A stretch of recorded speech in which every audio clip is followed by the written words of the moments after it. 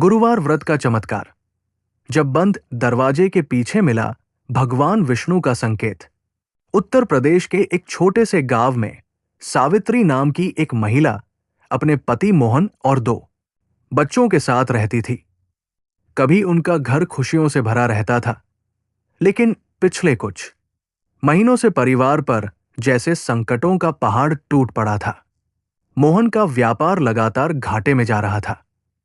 घर का किराया कई महीनों से बाकी था और बच्चों की स्कूल फीस भी जमा नहीं हो पा रही थी।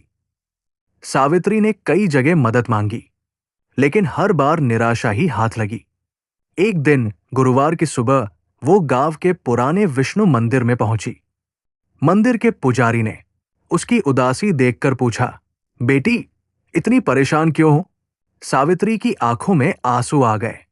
उसने अपनी सारी परेशानी बता दी।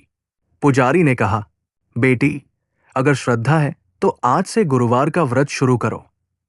भगवान विष्णु और माता लक्ष्मी का स्मरण करो।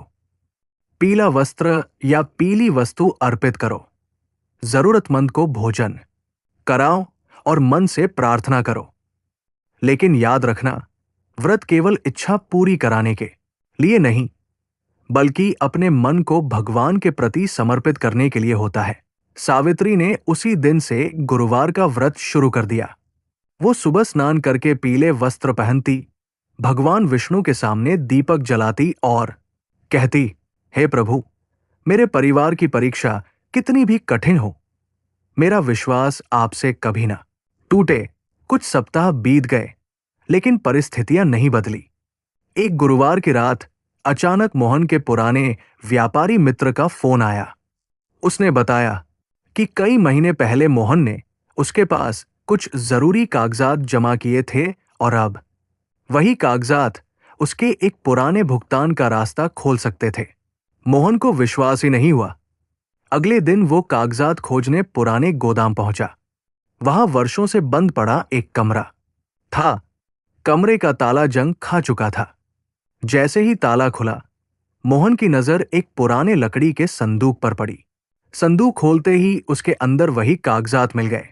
साथ में एक पुरानी डायरी भी थी।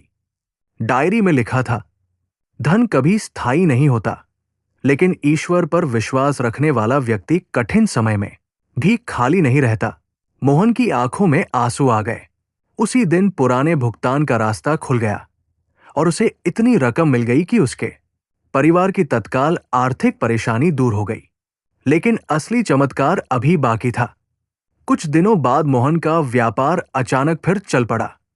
जिस ग्राहक ने महीनों से भुगतान नहीं किया था, उसने पूरा पैसा लौटा दिया और उसे एक बड़ा नया काम भी दे दिया।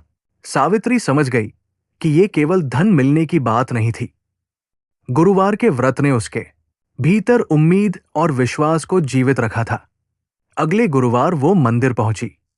उसने भगवान विष्णु के सामने दीपक जलाया और हाथ जोड़कर बोली, हे प्रभु, मैंने आपसे केवल अपने घर की परेशानी दूर करने की प्रार्थना की थी, लेकिन आपने मुझे उससे भी बड़ा उपहार दिया, विश्वास। पुजारी मुस्कुराए और बोले, जब मनुष्य का विश्वास सच्चा हो तो भगवान रास्ता जरूर दिखाते हैं। कभी चमत्कार के रूप में, कभी किसी इंसान की मदद के रूप में, और कभी ऐसी परिस्थिति के रूप में जिसका समाधान हमें दिखाई नहीं देता।